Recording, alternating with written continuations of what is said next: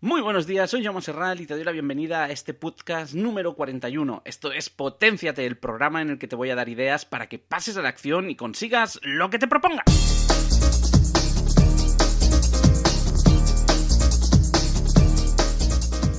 Hoy te voy a hablar de algo que genera muchas discusiones y disputas. Ahora que ya sabes la diferencia del podcast ¿Por qué discutimos?, puedes entender mejor esa diferencia entre discusiones y disputas. Pero es un tema que despierta muchas pasiones, tanto de un lado como del otro. Y aunque no voy a hablar de todo en general, solamente voy a hablar de la PNL. Y el tema es si es la PNL una pseudociencia. ¿Y qué es lo que vas a ver? Pues básicamente 3 puntos. Te voy a empezar hablando de cómo es la definición de pseudociencia, que no existe, es pseudocientífico, que dice el RAE, según el RAE, cuál es la definición. Verás lo mal que se entiende y se explica la PNL y, finalmente, por qué algunas personas o algunos centros quieren que se vea la PNL como científica cuando no lo es. Simplemente te recuerdo que puedes dejarme cualquier duda que tengas en dudas@humanabilities.com y que con esas dudas realizaré un podcast respondiendo las preguntas que me dejes, y que también puedes dejar tus dudas en el número de WhatsApp que te voy a dar a continuación, el 644-770-173. Ya tengo algunas consultas, pero me gustaría tener más para poder hacer un podcast más rico.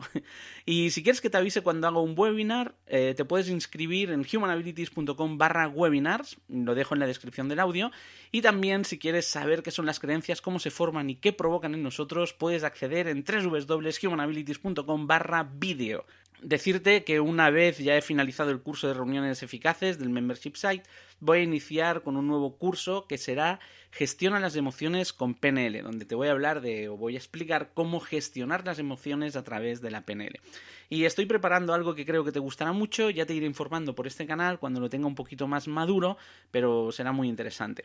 Y finalmente, antes de empezar, ya sé que soy un poco cansino con esto, pero para mí es muy importante, que quiero dar las gracias nuevamente a todas las personas que compartís los audios y que marcáis me gusta o dais valoraciones buenas del podcast. Si son malas, también lo agradezco, pero no tanto.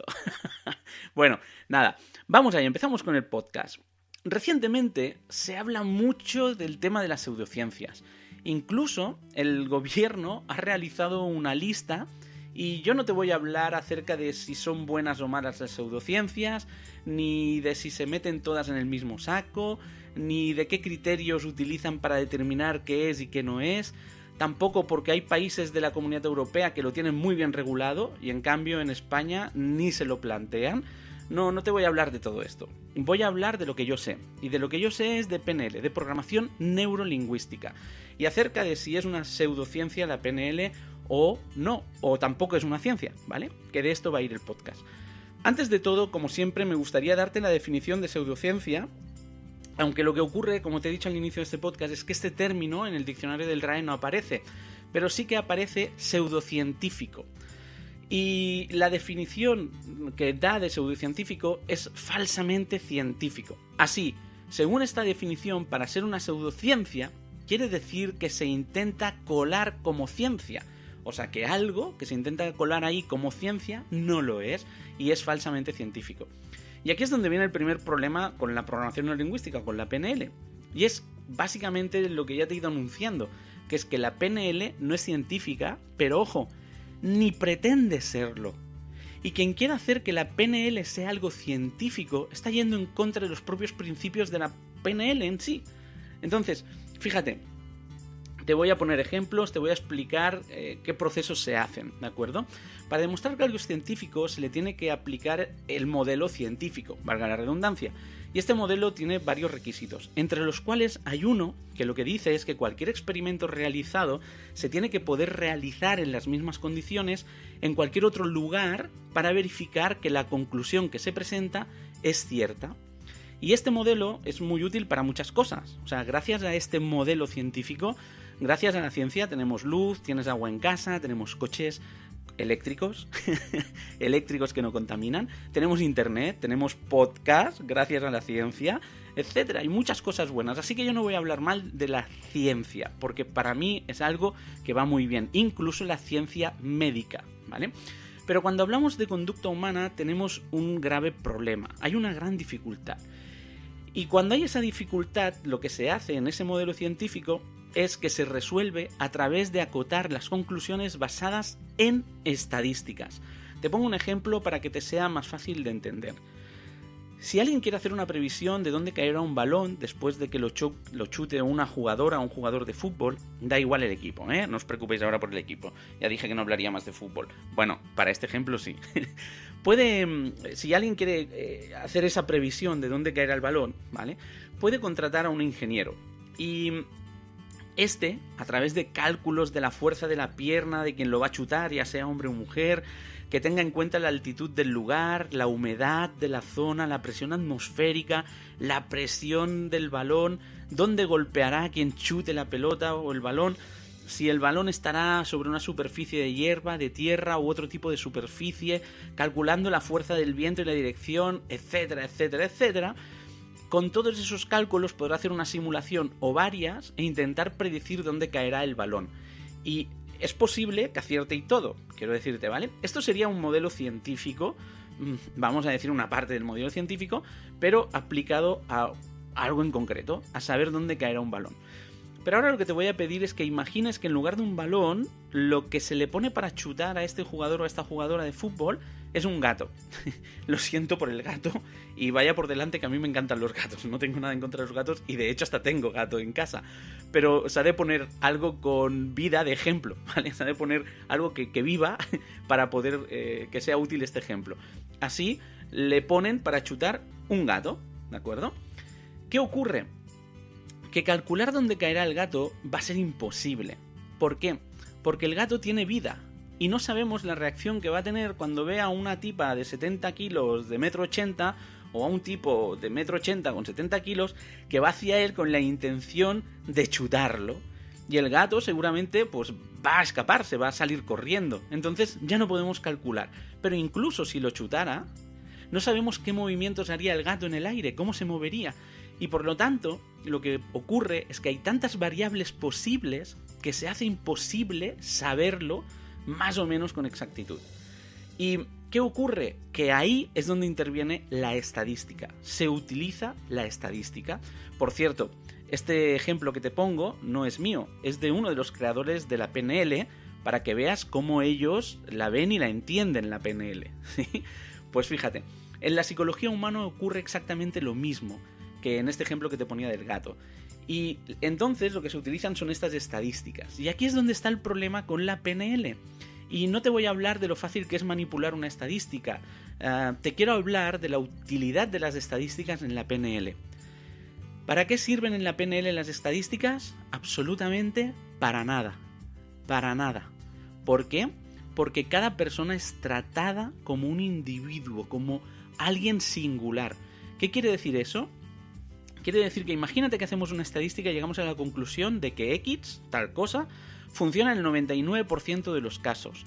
Hemos hecho una muestra de miles de personas y estos parámetros en cualquier estadística serían un exitazo rotundo, absoluto, un 99%, vamos, sería muy bueno.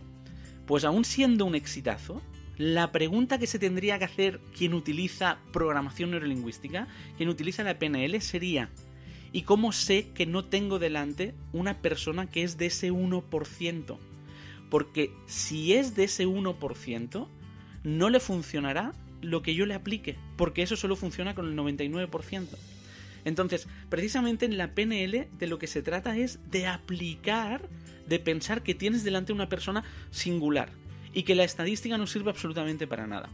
Fíjate, recuerdo un programa de radio donde entrevistaban a un reputado economista, no recuerdo el nombre, era un programa de radio aquí en Cataluña, de máxima audiencia, y me hizo mucha gracia porque él en un momento de la entrevista dijo: la economía no es científica, y seguramente más de uno se tiraría de los pelos al oír esa declaración, pero él argumentó: podemos hacer muchos cálculos, pero en la economía intervienen las emociones humanas.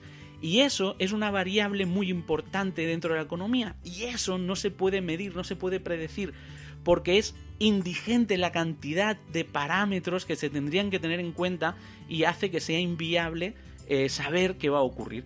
Por esa razón, él decía que la economía no era científica. No voy a entrar en discusiones de si lo es o no lo es, simplemente lo que quiero es que entiendas por qué yo te estoy explicando que la PNL no puede ser una pseudociencia, porque ni siquiera aspira a ser ciencia. Así, las estadísticas sirven para grupos de personas, para grupos, pero no para una persona.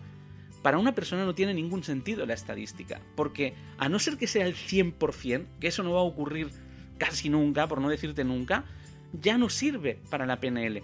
Por esa razón, la PNL no puede ser científica. Fíjate, Milton Erickson, un psiquiatra y médico que revolucionó la hipnosis en su uso clínico, del cual se basa mucho en la PNL. La PNL, ya sabes, que se basa en los estudios que le hicieron a sus creadores, Bandler y Grinder, a Milton Erickson y 2 terapeutas más, ¿no? Pues Erickson decía, si con 2 personas haces lo mismo, con una te equivocas.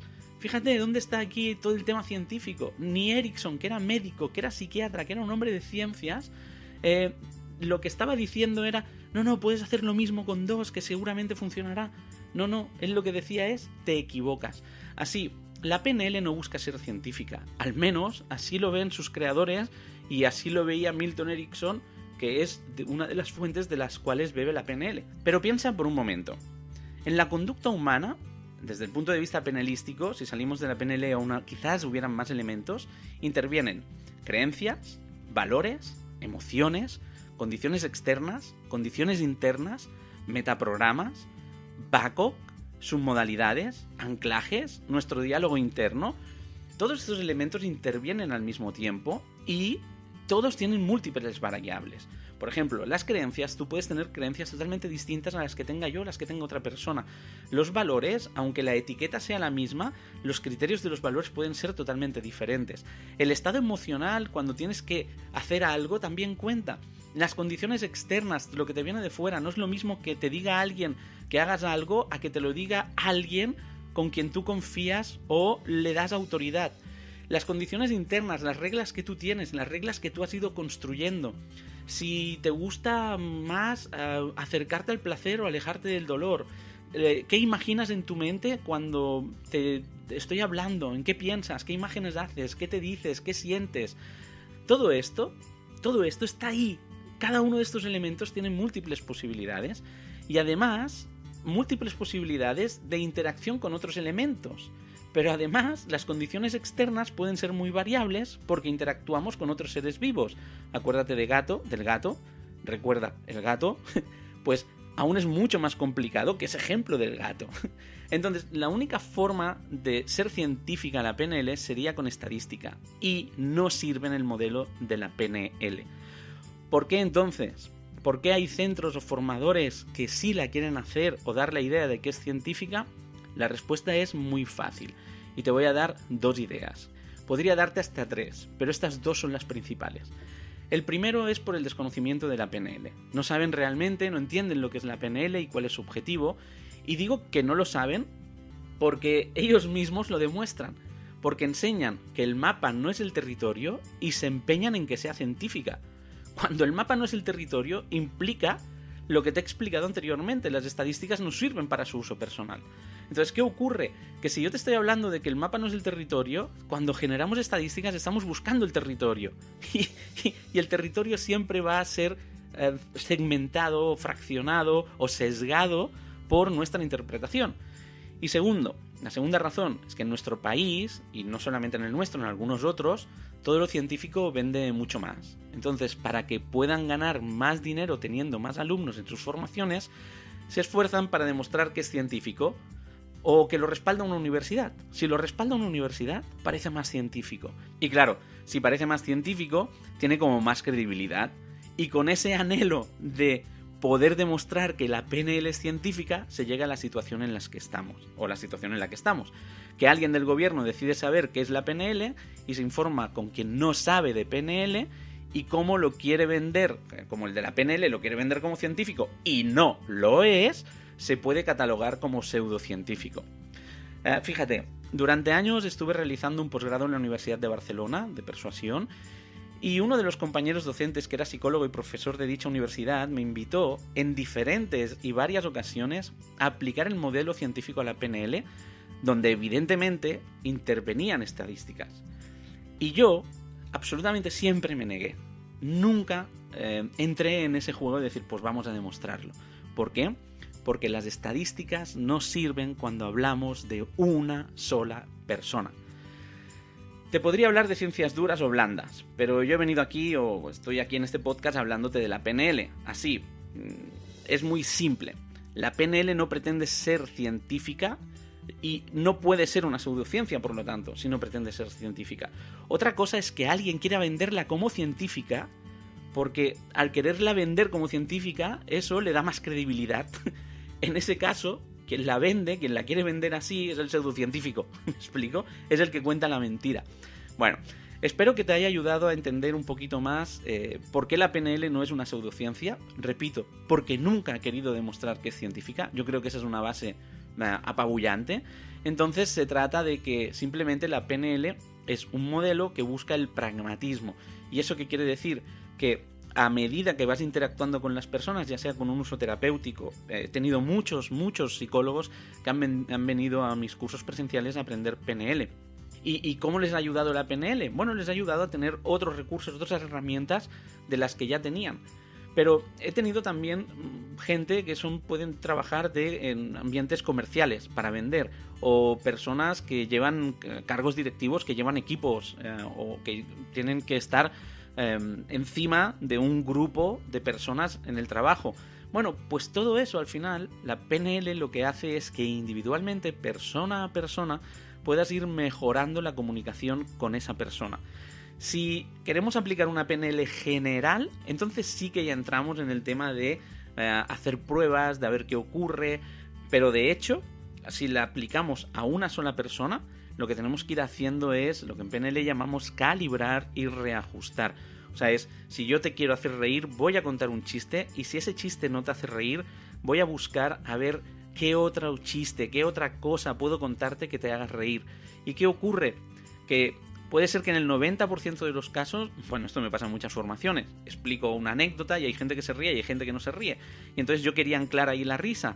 Y lo que ocurre es que tengo que buscar otra historia o contar algo para que la persona se ría. O cuando cuento algo sin la intención de que la persona se ríe y en ese momento se ríe cuando en la anterior no se había reído, ahí aprovecho para generar el ancla. ¿Qué te quiero decir con esto? Que en la PNL lo que vamos es a reajustar con la persona para ver cómo podemos ayudarla a que llegue a su objetivo. O podemos simplemente ir reajustando para que entienda mejor nuestra comunicación. O iremos reajustando para que la persona se sienta más motivada en su trabajo, etc. Pero siempre es interactuando entre dos personas. Bueno, pues hasta aquí el podcast de hoy, espero que te haya sido útil. Recuerda que me puedes dejar tus dudas o consultas en dudas@humanabilities.com o puedes enviarme un audio al WhatsApp 644-770-173. Y oye, ahora te pido que escuches con atención lo que te voy a decir. Que seas muy feliz. Hasta la semana que viene, nos vemos. Un abrazo.